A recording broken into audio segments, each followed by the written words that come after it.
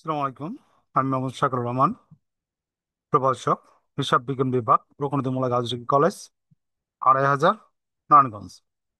তো আজকে আমরা সমাধান করবো রাজশাহী বোর্ড ২০২৫ হিসাব বিজ্ঞান প্রথম পত্রের।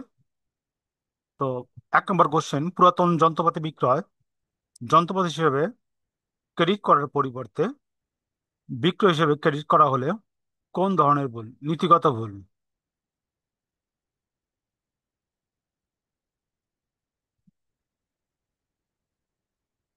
রামিল একটি হিসাবের জের ২৪০ টাকা ভুলক্রমে ডেবিট করা হয়েছে, ২৪,০০০ টাকা লেখা হয়েছে। অন্যদিকে সবকিছু ঠিক থাকলে র মিলের দুই প্রান্তের ভুল কত হবে? ২,৬৪০ টাকা। ২,৬৪০ টাকা, অর্থাৎ ক্রেডিট দিকের কম প্লাস ডেবিট দিকের বেশি, দুটি যোগ করতে হবে। র মিলে অন্তর্ভুক্ত হবে না প্রারম্ভিক নগদ তহবিল, প্রারম্ভিক ক্যাশ, সমাপনী উৎপন্ন। অ্যান্সার গহ।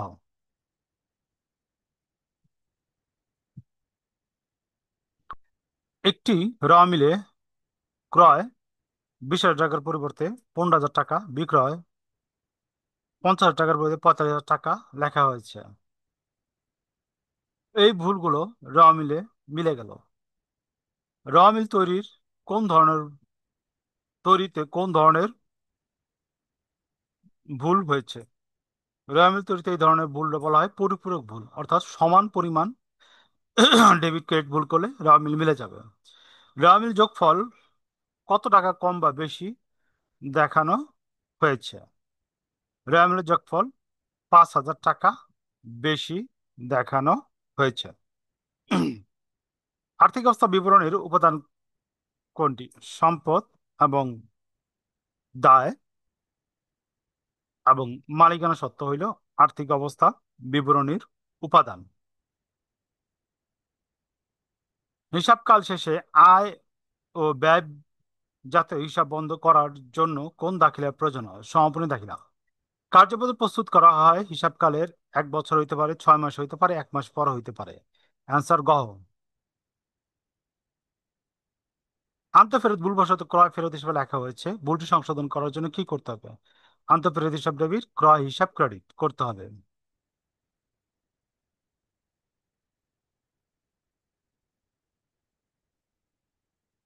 কোনটি আর্থিক অবস্থা বিবরণী প্রদর্শিত হয় না? গুপ্ত সঞ্চিতি। বিক্রয়ের উপর মুনাফা ২০% হলে বিক্রিত পণ্য ব্যয়ের ওপর কত? এখানে সেম আগের মতো, ৮০ ভাগ ২০ গুণ ১০০ সমান সমান 25%। মালিকের স্বত্বাধিকার ৬০,০০০ টাকা, মোট সম্পদ ৮০,০০০ টাকা, মোট দায়ের পরিমাণ কত? তো আমরা জানি সম্পদ সমান সমান দায় প্লাস স্বত্বাধিকার। তো ৮০,০০০ থেকে ৬০,০০০ টাকা বিয়োগ দিলে দায়ের পরিমাণ বেড়ে যাবে। নিট ক্রয় নির্ণয়ের ক্ষেত্রে ক্রয় থেকে বাদ দেওয়া হয় ক্রয় ফেরত এবং ক্রয় বারটা বাদ দেওয়া হয়। অ্যান্সার হলো খ।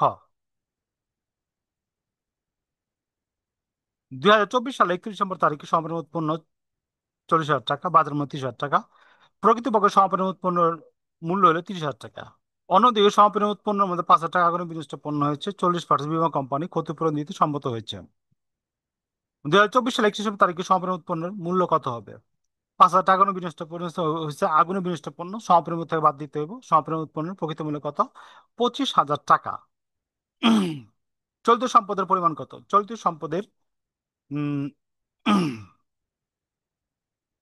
হ্যাঁ, চলতি সম্পদের পরিমাণ হইল ২৭,০০০ টাকা। কিভাবে ২৭,০০০ টাকা? 25,০০০ টাকা আর যোগ হলো গিয়া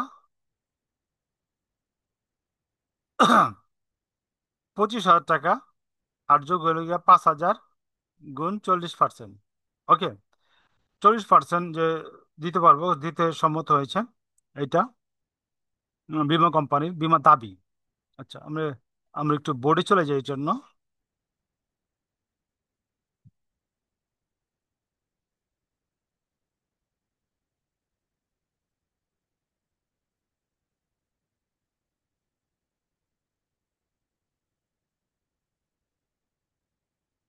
পনেরো তারিখ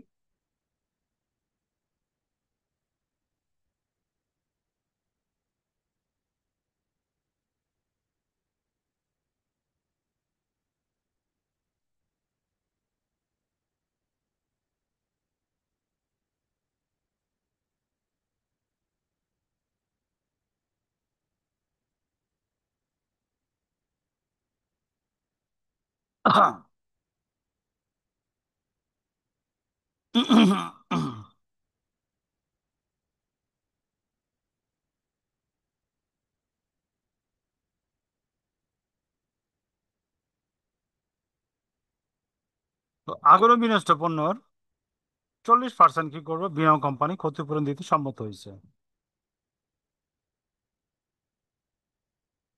25,000 যোগ 2,000 সমান সমান 27,000। এই 7,000 টাকা হলো আমার চলতি সম্পদ।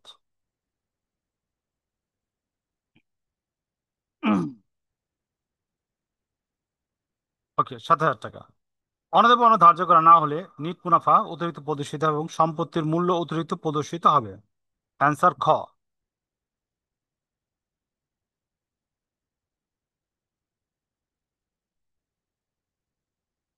আনসার কত? খ।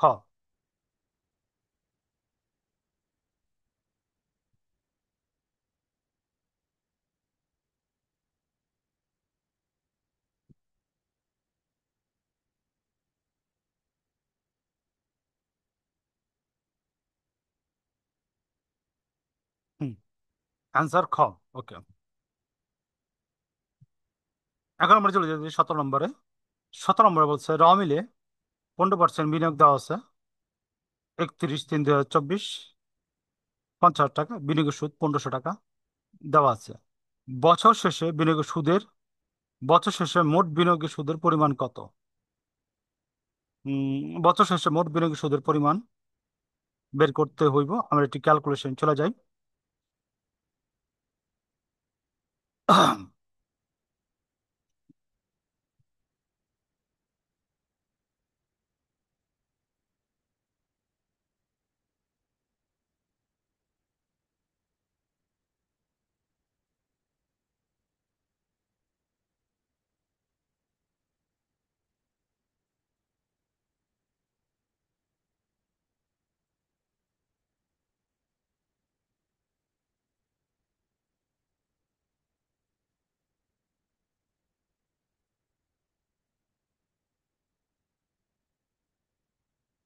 50,000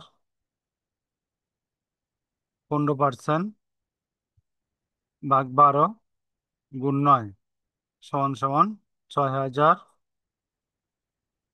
5,000,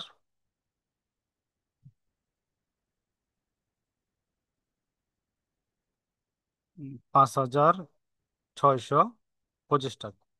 তো সুদের পরিমাণ কত? 5,625 টাকা। তো আমরা চলে যাই অঙ্কের মধ্যে।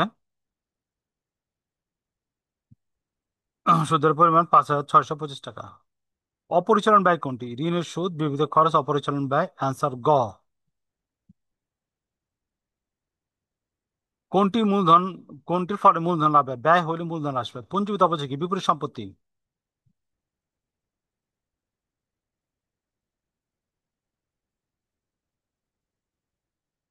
হিসাব তথ্য ব্যবহারকারীর বাহ্যিক ব্যবহারকারী কারা? পানাদার, সরকার।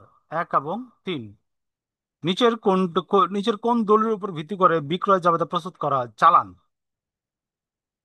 হাসান 10% বাট্টায় পেল 5,400 টাকা। বাট্টার পরিমাণ কত? বাট্টার পরিমাণ হইল আমার এখানে 5,400 ভাগ 90 গুণ 100 গুণ 100। এইটার উপরে কি করতে হবে? 10% ধরতে হবে। বাট্টার পরিমাণ 600। ক্রেডিট দ্বারা কোনটি বোঝায়? সম্পদ হ্রাস ও দায় বৃদ্ধি। লেনদেনের সর্বশেষ আস্তে স্তর কোনটি? খতিয়ান।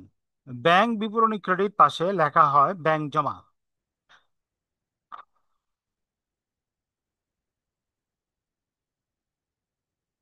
ব্যাংক জমা। দৈত্যজের পদ্ধতিতে ব্যাংক সমন্বয় বিবরণী, নগদান বই এবং ব্যাংক বিবরণী উভয় দিকে করা হয়। মিল করানোর পর উভয় দিক উদ্দেশ্য সমান হয়। ব্যাংক জমার সঠিক উদ্দেশ্য পাওয়া যায় 1, 2, 3।